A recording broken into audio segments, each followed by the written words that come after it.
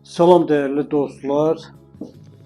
Nəzərinizə bir məlumatı çatdırıram. Demək bilirsiniz ki, bir neçə gün ölkəmizdə intensiv yağışların yağması nəticəsində bölgələrdə bir sıra deməli problemlər yaşandı.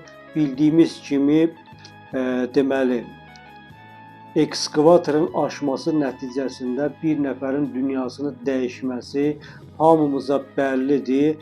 Qafqaz İnfo xəbər verir ki, bununla bağlı reporta Azərbaycan Avtomobil Yolları Dövlət Agentliyindən bildirilib. Qeyd olunub ki, rayonun Kalva kəndində baş verən hadisədə daha 3 nəfər xəsarət alıb. Agentlikdən verilən xəbərə görə ölən və yaralananlar var. Muğanlı, İsmayıllı Qəbələ yolu layihəsində iştirak edən podratçı şirkətin işçiləri olublar. Xatırladaq ki, işçilər yağışdan qorunmaq üçün ekskavatorun içərisinə yığışıblar və daha sonra güclü selin gəlməsi nəticəsində deməli ekskavator aşıb, nəticə isə göz qabağındadır.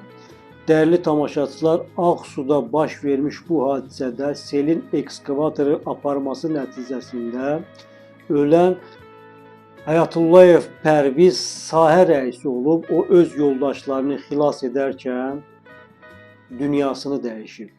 Allah rəhmət eləsin. Yaxınlarına başsağlığı veririk. Allah səbr versin.